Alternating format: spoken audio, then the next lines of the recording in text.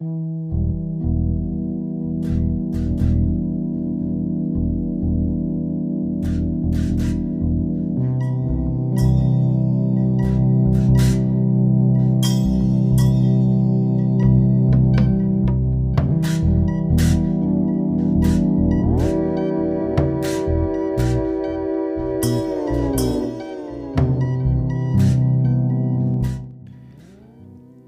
been attempting to connect many different dots. The world is obviously controlled, at least in large part, by malevolent forces. It seems to me that these malevolent forces are not human, but are perhaps demons. Demons which are going along with the devil's agenda, and they have been the puppet masters pulling the strings for thousands of years. And we obviously know that humans can be persuaded to participate in evil activities by promises of material gain. And so it's possible the demons have been using humans who possess little to no integrity to fulfill certain agendas. After you've come to this realization, almost nothing seems too far-fetched to believe, although you must obviously maintain a degree of skepticism. It seems that somehow the characters Hermes, Enoch, Mercury, Thoth and Metatron, which are all essentially the same being, are involved with all of the corruption and deception in the world. I've mentioned in a previous video that there are two Enochs in the Bible. One could be seen as the good Enoch and the other as the evil Enoch. And I've wondered if it's possible that there are two versions of each of the characters I just listed. Or perhaps it's not necessarily two different characters, but possibly two different substances, or something along those lines. I've also mentioned in a previous video that there allegedly exists two different versions of the liquid metal substance known as mercury. There is allegedly a red version which possesses vampire-like characteristics. For anyone who wishes to more fully understand my train of thought, I recommend also watching both parts of my video titled The Hermes-Enoch Connection, as well as my video titled The Jesus Question, and also the first three parts of my video series titled Metatron's Cube and the Augmented Reality. In my last video referring to the Metatron's Cube, I went over the Fibonacci sequence, or golden ratio, and the Kathara sequence. And I proposed the idea that the Fibonacci sequence, which is also known as the golden ratio, that is apparently seen throughout nature, is actually associated with Metatron's cube. And the Kathara, or crystal sequence, is associated with vortex math. So similar to how there are two Enochs and two versions of the liquid metal mercury, there are two mathematical sequences. One is the correct sequence that stays connected to the source, and the other is the incorrect and goes farther away from the source. Many New Age beliefs trace their origins back to the teachings of Hermes, and I wonder whether or not these New Age beliefs are good. Do these teachings and beliefs lead you back to the source, or do they take you farther away from the source?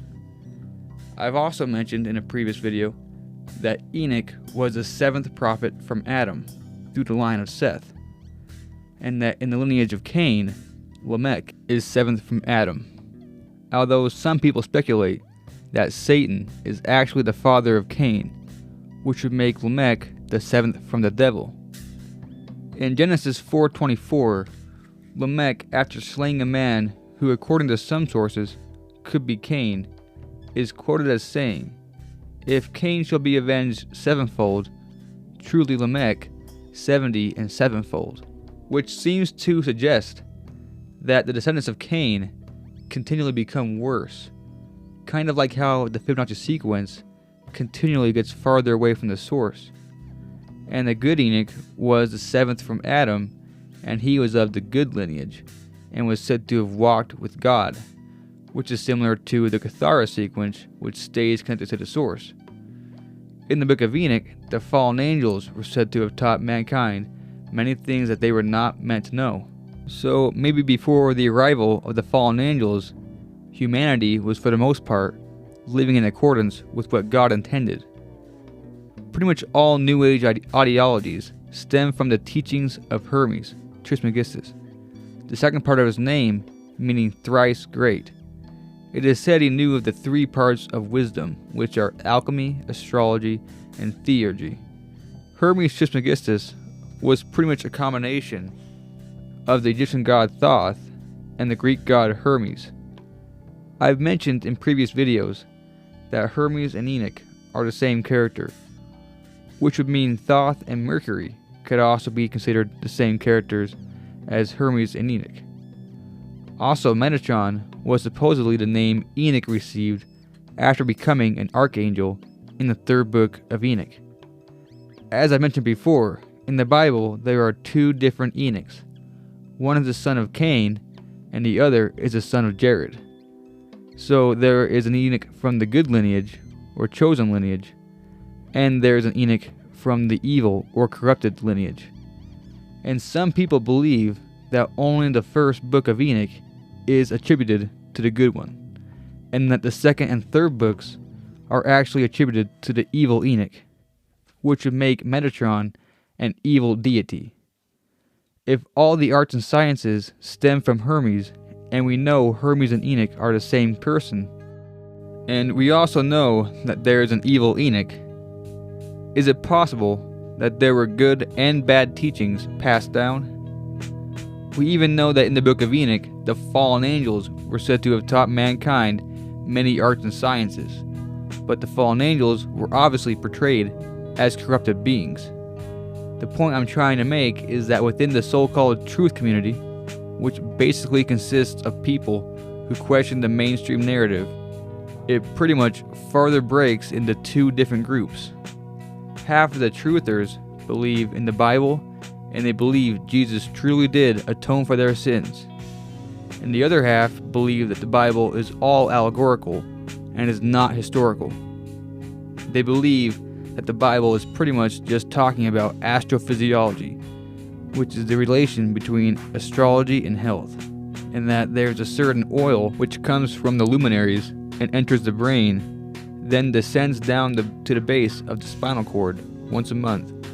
And if you avoid enervating activities, you can make the oil rise back up the spinal cord and back to the brain, which will then open your third eye. The idea is that you must be initiated to actually understand the Bible properly. Interestingly, the name Enoch means initiated or initiator. I wonder which group of truthers is correct. The ones who believe the Bible is a true historical book, or the ones who believe the Bible is allegorical. Would God actually make his book difficult to understand? Why would there be any need to add so much pointless background information if the esoteric teachings are only found in a passage here and there? Why would God give humanity a guidebook to help them navigate life if only a small percentage of initiates would actually understand it? The idea that the Bible is allegorical can definitely make sense on some level. But to me, if you were to step back even farther and see more of the picture, it could actually make a lot of sense that the controllers of this world have made efforts to make it seem as if the Bible is just allegorical. It's said the biggest deception of the devil is convincing the world that he doesn't exist. It is absolutely possible that any evidence presented to show that the Bible was just an allegory could have been manufactured in some way by demonic forces. I don't claim to know for certain what the truth is, but I believe it is foolish to disregard the Bible as just an allegory when there are many clear examples that this world is controlled by evil or satanic power. If Jesus Christ is the devil's greatest enemy, why would the devil want people to believe he exists? In the Bible, when Jesus is fasting, he is tempted by the devil. The devil tempts Jesus by showing him kingdoms, and he says he will give them to Jesus if he agrees to worship Satan. And Jesus doesn't refute what Satan says because he knows it's true. Satan does have dominion over kingdoms and therefore is able to offer them to Jesus. And that just shows that Satan is the god of this world. Within the truth community, there is often talk about the ancients and how wise they were. Many truthers believe that there once existed a worldwide civilization known as the Tartarians. And the Tartarians are believed to have been the wise ancients who constructed many advanced structures around the world, and also were the ones to have taught humanity all the arts and sciences. Knowing that all the arts and sciences are attributed to Hermes or perhaps Enoch, and we know there is a good and bad Enoch, is it possible that some of the arts and sciences taught were actually intended by God to be revealed to mankind, and that other teachings were never meant to be taught to humanity? So is it possible that, contrary to the beliefs of many truthers, many of the so-called Tartarians were actually corrupted? Interestingly, in the Book of Enoch, Tartarus is a place made for the fallen angels to be punished. So basically, many of the truthers could be deceived into participating in practices that are actually harmful to their soul, because many people believe that if it was an ancient practice, then that automatically means it is a good practice. Although it's also possible that there were ancient people who had much good knowledge about the universe, and maybe many of the structures built by them really were used as free energy devices and were designed with good intentions. However, it's foolish to believe that people in ancient times were unable to be deceived. The thing that really made me question all of this was what I kept hearing Christians say, that the only way to get to heaven and reach eternal life is to have a belief in Jesus Christ. Obviously, there are many differing opinions about that, and for many people, it is easy to quickly disregard it. However, I kept thinking about it, and what I thought was, if the Christians are right, and the only way to get to heaven and for your soul to be saved is to have a belief in Jesus Christ and to accept Him as our Savior, then it's pretty important to find out whether or not that's true. And I came to realize that if it is true, and that you really do have to have a personal relationship with Jesus Christ, then the devil's main goal would be keeping you from believing in Jesus Christ and taking the Bible seriously. And all New Age teachings, though they might sound appealing, take you away from the teachings of the Bible and the belief in Jesus. One possibility that explains how all this makes sense is this. God made everything perfect in the beginning. There was no need for killing of other life forms or anything negative. Humans were most likely made to be peaceful and happy. But somehow, whether God intended it for some reason, or if he was somehow unaware, the devil was able to create an inversion of what God had already created. This brought pain and suffering to the world, as well as every other negative thing. And this life could now be some type of soul trap that we keep reincarnating into. Or possibly, this is our only life, and if we don't live it right, there is a bad place waiting for us when we die. But God created a type of rescue plan for us when he sent Jesus, or possibly just came down to earth as Jesus. He was able to atone for everyone's sins, and from that we can now all return to God, because humanity was partially cut off from God when the fall happened. Humans used to be able to have direct conversations with God because they were enlightened enough beings. God is not able to dwell with unclean beings. When the fall of man happened, humans became corrupted and unclean. But Jesus was fully connected to God, and he paid for all of our debts, and was able to provide a way to be the mediator between us and God. And pretty much all we have to do is accept his gift that he gave to us, and we can return to God. The controllers of this world, who are most likely demonic, are probably fully cut off from God? Is it possible that, similar to the movie The Matrix, we are being used as batteries by demonic entities? Demons feed off negativity, like negative thoughts and emotions, especially negative actions. Things like sleep paralysis are most likely demons feeding off the fear of the individual. This world is designed to make the majority of people think in a more negative way, or to cause them to be so stressed that they end up having a more negative outlook on life. Demons feed off the negative energy that we are giving them. But possibly, it also has something to do with the fact that humans still have a connection to God or the source. It's sort of like demons are running off power from a generator that has a finite amount of energy left, but we are always plugged into the source. It's as if things created by God follow the Kathara sequence, and things created by Satan follow the Fibonacci sequence, or golden ratio. So demons are able to suck energy from us to recharge themselves. Maybe something similar occurs on a more physical level as well.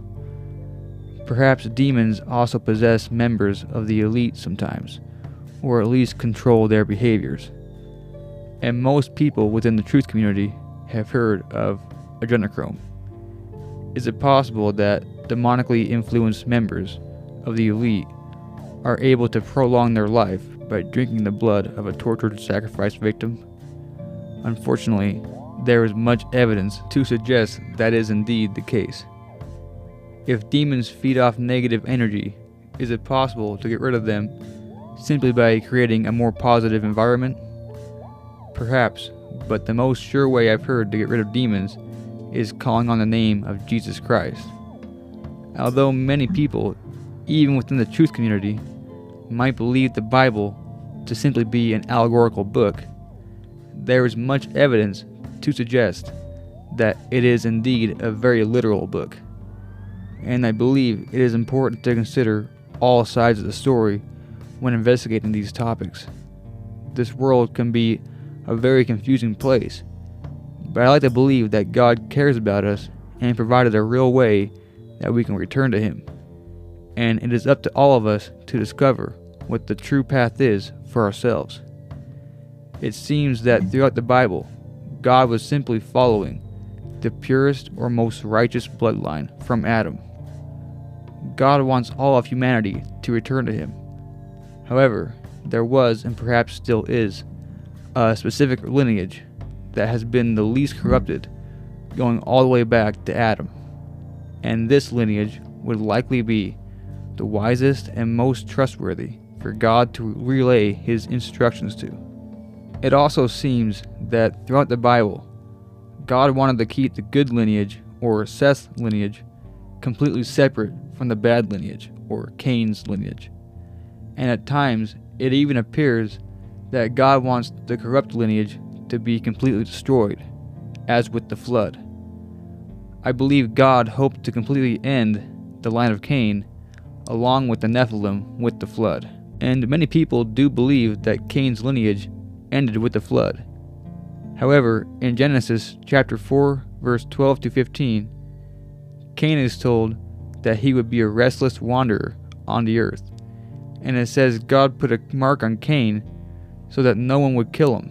So many people think that Cain could still be wandering the earth to this day. I also believe it's possible that one of Cain's descendants made it on board the ark and escaped the flood.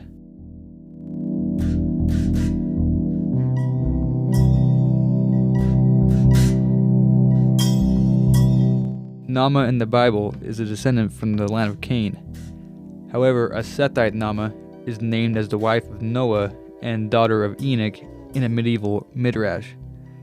She is also often conflated with or connected to Namah of the Zohar, one of the first women to seduce the Grigori or fallen angels and birth Nephilim.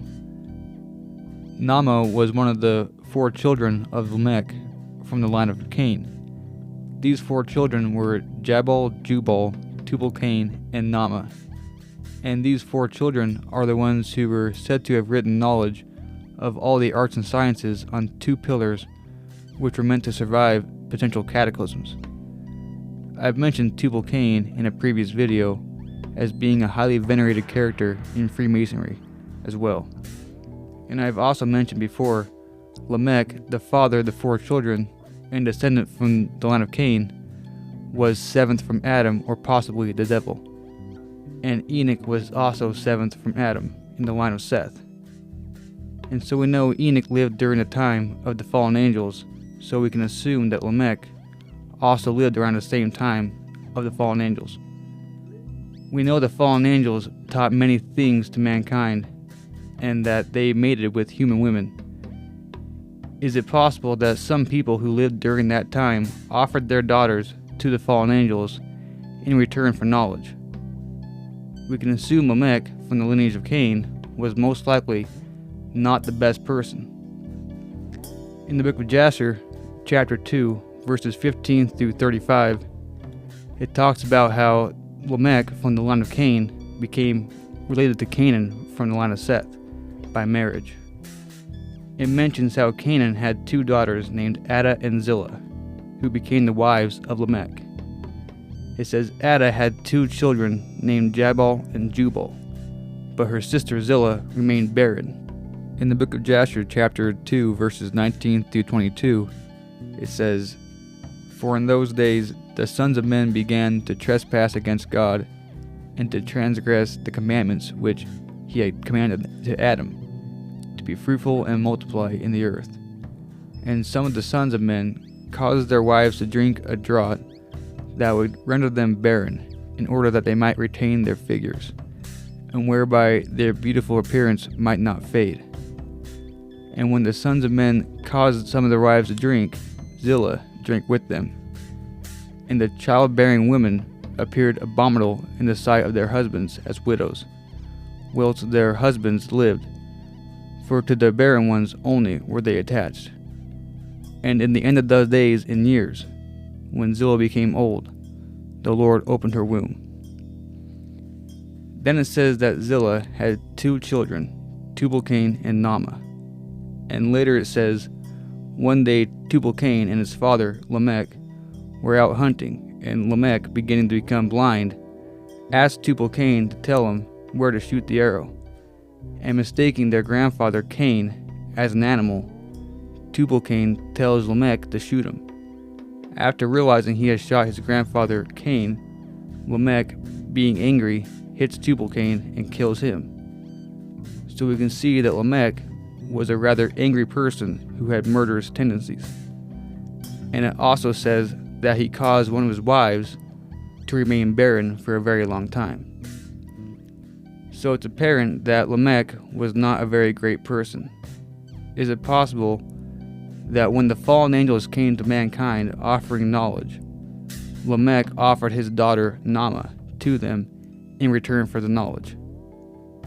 This could also possibly explain why the 4 children of Lamech were said to have knowledge of different arts and sciences, and perhaps the fallen angels wished for their teachings to survive the flood, and so they instructed the children to write their knowledge on the pillars.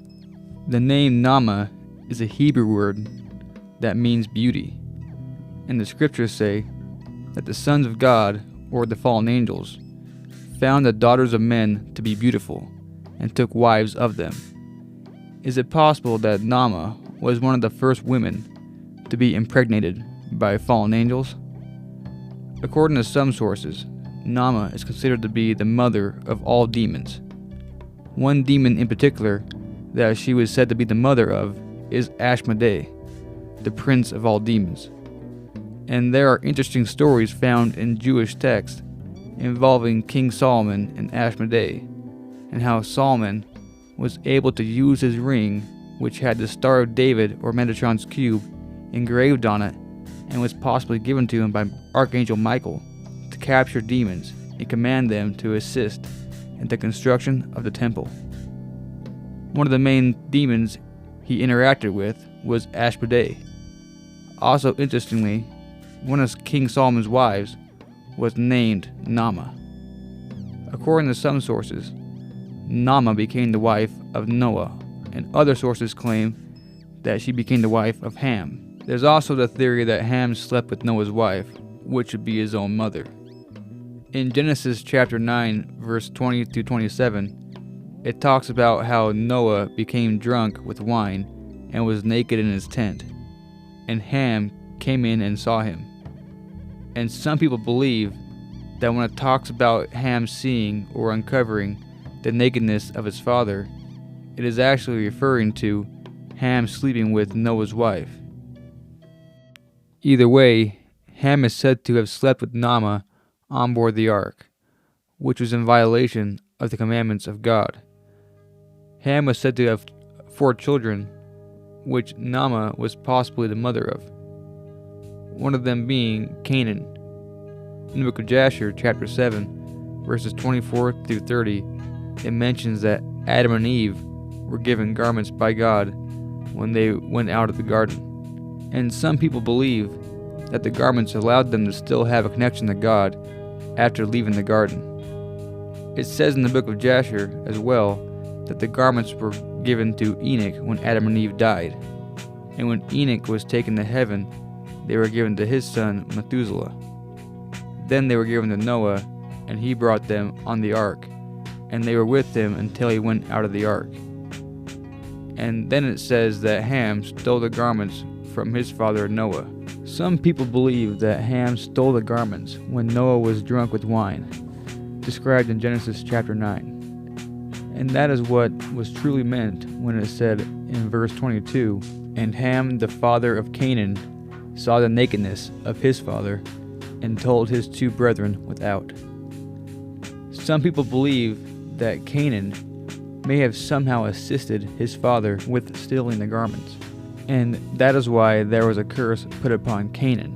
It's later said that the garments were given to Ham's firstborn son, Cush, and Cush then gave the garments to his son, Nimrod, which is believed to have made him a mighty hunter. I mentioned before that Namah is considered to be the mother of all demons, according to some sources. I believe that may have something to do with her being the woman to continue the lineage of Cain after the flood. However, the mother of Namah was of the line of Seth, which means her offspring would have been a combination of both lineages. Nimrod was a descendant of Ham and possibly Namah, and he is recognized as one of the most wicked people in the Bible. He is said to have been the one who ordered the construction of the Tower of Babel, and he is also often referred to as the father of Freemasonry.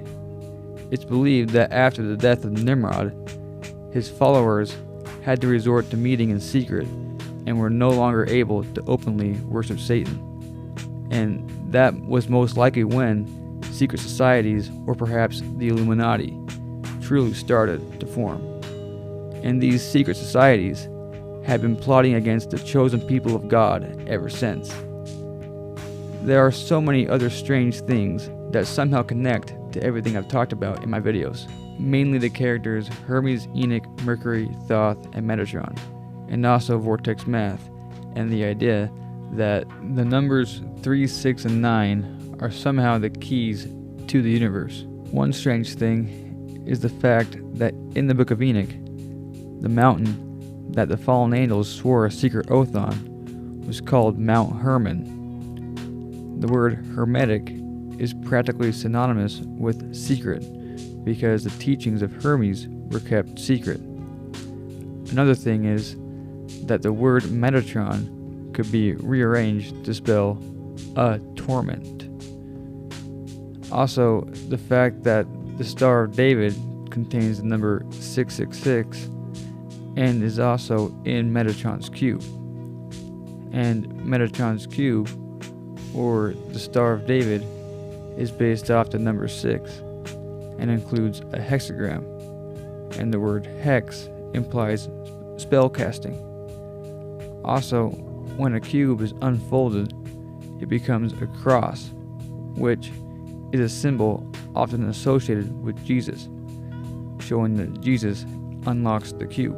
Something else I found interesting was that despite there being 5 generations between Enoch and Adam, the garments that were said to have been given to Adam by God were given to Enoch when Adam died.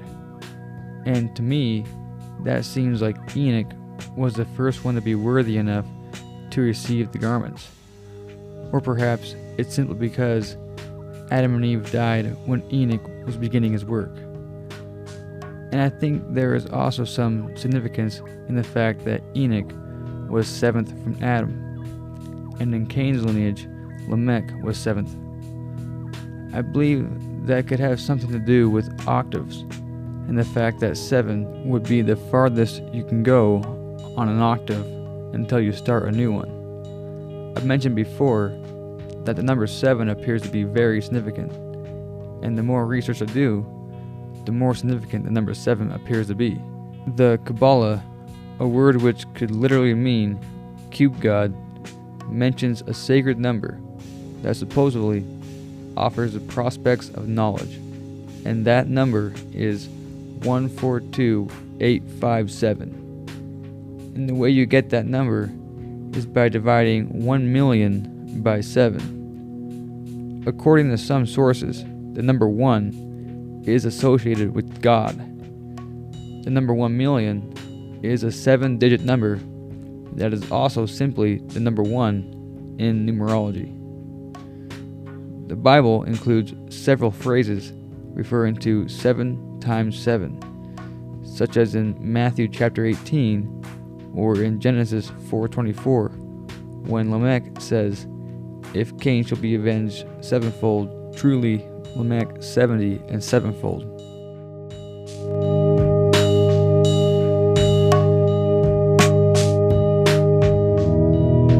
In this case, we have the number 1 million, which is 7 digits, being divided by the number 7, and you end up with 142,857. When I first learned of this, it immediately stuck out to me as a familiar number. The reason being is because I had recently discovered that the Kathara sequence creates a number pattern that repeats, and that pattern is 124875, which is nearly identical to the sacred number mentioned in the Kabbalah. In fact, it's the exact same number, but the only difference is that the 2 and 4 are swapped, as well as the 5 and 7. The numbers involved in the pattern are every number excluding 3, 6, and 9, or in other words, they could be the material numbers. However, when you add all the numbers in the pattern together, you get the number 9. The other interesting thing about the sacred number 142857, or the Kathara pattern 124875, is that it is 2 of the numbers associated with the solfeggio frequencies, 417 and 528. After learning that 1 million divided by 7 gives you the sacred number mentioned in Kabbalah, out of curiosity, I decided to see what would happen if you divide any number by 7. And interestingly, when dividing any number besides 3, 6, and 9 by 7, you end up with a number including the 6 numbers in the Kathara pattern. However, if you divide 3 by 7, you get a number including those same 6 numbers, but also the number 3. If you divide 6 by 7, the same thing happens, but instead of the 3 being included, it's 6. And the same thing happens with the number 9. Interestingly though, when you divide 2 by 7, there is a 9 included. 2 could possibly be associated with the number 11, because 11 has the energy of 2, but it is also a master number, so it remains separate as well. Some people believe Jesus could have been born on 9/11, and in numerology, 9/11 could possibly add to 11 or 2. And so when dividing 2 by 7, we see the number 9, which could possibly have some correlation to the date of 9/11 and how that could be the true birthday of Jesus. The number 7 is a combination of both opposing forces, material and spiritual, feminine and masculine, magnetic and electric. When dividing 7 in half with whole numbers, you end up with 3 and 4. According to Pythagoras, numbers didn't start until 3, which would mean 3 and 4 are the first two numbers. I believe 3 was considered the first number because the first shape that can be made is a triangle, consisting of 3 points. And the first 4 numbers add up to 10, or God, according to some sources. Although to me, it appears that the numbers 3, 6, and 9 somehow represent God. It's all very fascinating and confusing. It's as if all this information is tied up together in a giant knot that needs to be untangled to fully understand it. And it gets even more confusing with all the more information and theories you come across. And one theory in particular that I have come across is extremely interesting, but also contradicting in many ways.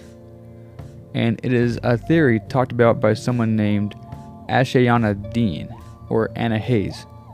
She is the author of the Voyager series books, as well as other works.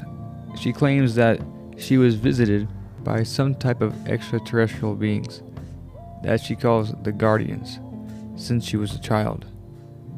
And she supposedly worked with these beings and was taught many things by them, so that one day she could make everything she learned available to the public in order to assist humanity. In one of her presentations, she describes an event that supposedly happened billions of years ago involving a being called Metatron. It is rather difficult to quickly summarize the entire story that she tells in the video titled The Fall of Metatron, which I will leave a link to below. However, I will attempt to brush over the major points made in her presentation, as well as the parts that I found interesting and which also in some way relate to the topics I have been discussing in my previous videos. She says that Metatron is like a family collective, perhaps a type of hive mind, which came out of an entity called Giovanni. Supposedly, there were wars that took place between the guardians of different stargates, namely 10 and 11. And after a while, the guardians of Gate 11 wanted to take over the Matrix and make it their own, and also cut themselves off from the natural Matrix. They ended up doing something which blew up the whole system and created a new black hole type system called Phantom Matrix. Supposedly this was in violation of something called the Emerald Covenant, which was the original agreement that the Matrix would be a free will system. The diagram shown in her video shows the Kathara grid, which I believe is supposed to represent the known universe to some extent. The Giovanni entity, which Metatron derives from, partially fell into the Phantom Matrix when the Guardians of Stargate 11 blew up the system. Giovanni sent in more of itself to try to pull the fallen parts out. The fallen part, I believe, was the Metatron hive mind collective, and they supposedly wanted to take over the Matrix. After certain rebellions happened, the majority of the Giovanni/Metatron entity fell into the Phantom Matrix. They were going to end up imploding and return back to space dust. This was not an option for the Metatron collective, and they figured out a way to manipulate the creative template. They knew of a way to bend light and sound, which was based off the Vesica Pisces, which I have also mentioned in a previous video. The original template consisted of 15 spheres, 7 inner and 7 outer, which takes place within 1. They changed it to 8 spheres, 7 encompassed by 1. Once again, 8 appears to be a materialistic number in some way, and is often associated with corruption. Essentially, the Metatron beings figured out a way to feed off the life force of beings from different matrices.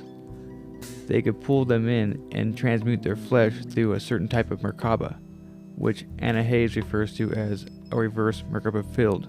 What I find most interesting about the information provided by Ashana Deen or Anna Hayes is her mention of the Kathara grid as well as the Merkabah. I would likely need to study much more of her work to truly know what her views are, but I believe she may have received some truth concerning the Kathara sequence. However, the devil is able to use the truth in order to deceive us. I believe the guardian beings that she has been in contact with since childhood could possibly be demonic.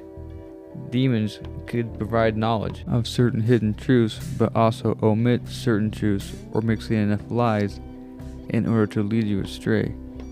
I believe this might be the case with Anna Hayes. The fact that she alone has been in contact with these beings, and she alone has been entrusted with the information, makes me suspicious. Much of the story she tells parallels biblical narratives. For example, she refers to when Stargate 11 blew up the system as the original sin or fall. It's as if it were done by design in order to provide an alternative explanation for the Bible existing. Again, a way to lead you away from the truth. I found it interesting that she mentioned the Merkabah and referred to it as something that the Metatronic entities might use in order to pull other beings in and transmute their flesh, or in other words, eat them. And in a previous video, I mentioned that the beginning part of the word Merkabah, or Mercury, could have something to do with death. And instead of the Merkabah being a vehicle to take your soul to a higher realm, it's actually something that pulls your soul down to a lower realm. It's like the idea that demons need to feed off something that still has connection to source. According to her theory, the Metatronic beings today would be like demons or vampires, and they would be like Antichrist. She refers to the original creators as the Christos founders races, and the Metatronic collective went against them. I felt it necessary to at least mention this whole theory talked about by Ashana Deen, since it touches on so many things that I have also touched on in my videos. However, I feel that we are viewing it from opposing perspectives. It's as if one way of looking at it could fall in line with the biblical narrative, and the other way would have to oppose it. This topic regarding the connection between the characters Hermes and Enoch, as well as Metatron, and the fact that there is also an evil Enoch, has led to many intriguing discoveries, and it appears that the rabbit hole continues to go deeper. The final thing I hope to touch on in this presentation was a possible connection between the words Merkabah and mermaids. In the book of Enoch, chapter 19, verse 2, it says, "And the woman also of the angels who went astray shall become sirens." According to many sources, sirens are usually deadly creatures associated with enchanting melodies, often depicted with wings. They were believed to lure sailors to their death using their singing voices. Many people confuse sirens with mermaids, and in some cases, sirens are described almost exactly like mermaids. However, I believe in all cases, they are believed to live nearby or in the sea. As I mentioned in a previous video, the prefix mer is associated with death and the underworld, as well as the sea. The sea could likely be seen as one and the same, or at least similar, to the underworld. This may seem to be a stretch, but perhaps the word mermaid was a term later used to describe sirens, and was really referring to any unusual female creature that would be encountered at sea, perhaps winged or part fish. We know it's possible that Merkabah could be some type of vehicle that can take your soul to the underworld. The word itself could possibly mean death cube, and we know that sirens were known to lure people to their death. Perhaps there is some correlation here. The connections never seem to end, but I believe the pieces of the puzzle are falling into place.